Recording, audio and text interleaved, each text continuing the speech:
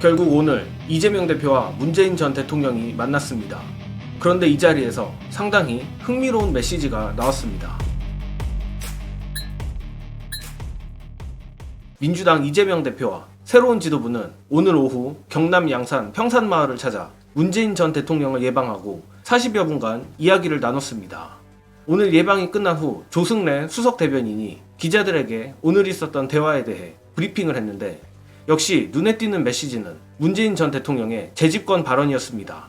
조 수석 대변인에 따르면 문재인 전 대통령은 이재명 대표에게 그 어느 때보다 강하고 일사불란한 지도부가 이끄는 민주당이 재집권을 위해 적극적으로 활동했으면 좋겠다라 했고, 또한 이재명 대표 역시 최근 문재인 전 대통령을 향한 검찰의 행태에 대해 현 정부가 하고 있는 작태는 정치적으로도 법리적으로도 도저히 이해가 되지 않는 정치 탄압이고 한 줌의 지지 세력을 결집하기 위한 수단 아니냐며 윤석열의 가장 아픈 부분을 직격했습니다. 그런데 제가 개인적으로 가장 눈여겨본 부분은 따로 있습니다. 민족 정론지 굿모닝 충청 보도에 따르면 문 전 대통령이 윤석열 정부 들어 초래된 안보 위기에 우려를 표하고 민주당 재집권을 위한 지지층 기반 확장을 주문했다고 하는데, 이 지지층 기반 확장에 대한 질문에 조 수석 대변인은 개파 등의 의미가 아니라 보수들이 독점했던 안보, 국방 등의 어젠다를 빼앗아오는 것이라 답변했다는 것입니다. 아마도 이는 최근 윤석열 정권의 노골적인 매국 행보를 제대로 파고들겠다는 의미로 해석되는데, 이로써 민주당이 친일 관련 비판에서 더 나아가 보다 넓은 관점의 국방정책이나 메시지를 낼 것으로 예상합니다.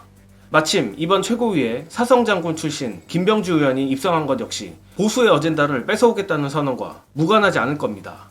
그리고 다소 민감한 이슈이기도 하지만 계파 갈등 관련해서는 문 전 대통령과 이 대표 모두 계파 갈등은 없으며 가짜뉴스로 인해 우리 내부가 분열되면 안 된다는 것에 공감했다고 합니다. 시청자 여러분들 중에서도 이번 만남을 기분 좋게 보는 분들도 계실 것이고 다소 불편하게 보신 분들도 있을 거라 예상하는데, 저로선 어쨌든 윤석열이란 재앙이 탄생한 것 자체는 사실이니 두 쪽 의견 다 이해는 하는 편입니다.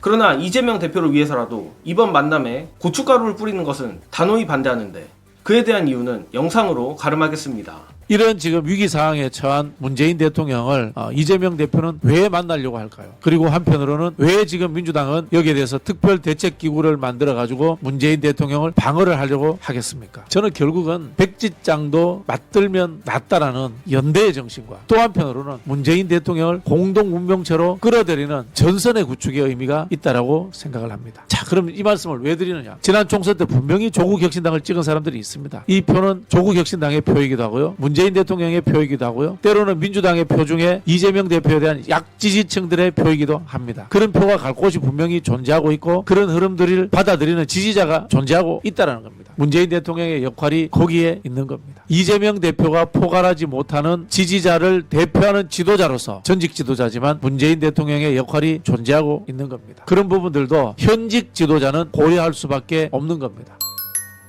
다들 아시겠지만 선거, 특히나 대통령 선거는 남녀노소, 빈자, 부자를 가리지 않고 1인 1표입니다. 그렇기에 저 국민의힘 세력들이 기를 쓰고 언론 애완견들과 공작질을 벌이며 이준석 같은 개고기들이 양두구육쇼도 하고 별짓을 다 하는 것입니다. 물론 저는 저들의 추악한 짓에 동의하지 않지만 딱 하나 공감하는 것이 있는데, 이러나 저러나 승리가 가장 중요하다는 것입니다. 예컨대 과거 이재명 대표를 검찰에 팔아넘겼던 수박들에 대한 비판은 저 역시 많이 하고 너무나 당연한 것이라 생각합니다.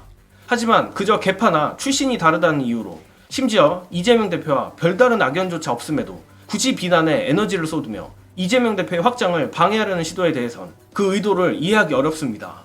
즉, 대선 승리를 하지 못했기에 지금 같은 지옥이 펼쳐진 것이고 그 책임론에 대한 감정의 앙금은 남아있을지 모르겠지만 그것이 차기 대선 승리의 필요성보다 우선할 수는 없는 것입니다. 우리끼리의 내전도 역시 적을 상대로 승리를 하고 나라가 안정됐을 때나 가능한 것 아니겠습니까?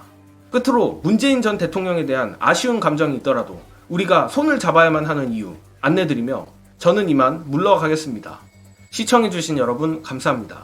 저도 개인적으로 문재인 대통령의 윤석열 검찰총장, 서울중앙지검장을 중용했던 부분에 대해서 이전을 밝힐 필요가 있다고 생각을 합니다. 그럼에도 불구하고 현실은 문재인 대통령도 전직 대통령이지만 실제로 존재하는, 현실에서 존재하는 지지층을 가진 정치 지도자라는 점, 그리고 윤석열 정부와 맞섰을 때 도움이 된다는 점, 이런 부분에서 이재명 대표는 문재인 대통령과 함께 할 수밖에 없다라는 말씀을 드리려고 하는 겁니다. 문재인 대통령에 대한 불만 그리고 비판은 할 수 있는 일입니다. 그러나 이재명 대표와 같은 큰 꿈을 그리는 정치 지도자의 입장에서는 누구든지 안고 가야 되는 것이 현실이라는 점입니다. 이재명 대표도 저희가 생각하는 부분들 저는 잘 알 거라고 봅니다. 그러나 정치는 현실입니다. 늘 지지층의 외연을 확대하고 그리고 연대해서 윤석열 정부를 소수로 만들고 포위하는 것이야말로 집권을 가장 눈앞에 둔 제1야당 대표가 할 수 있는 유효한 전략이라는 점을 여러분들이 이해해 주셔야 될 것 같습니다.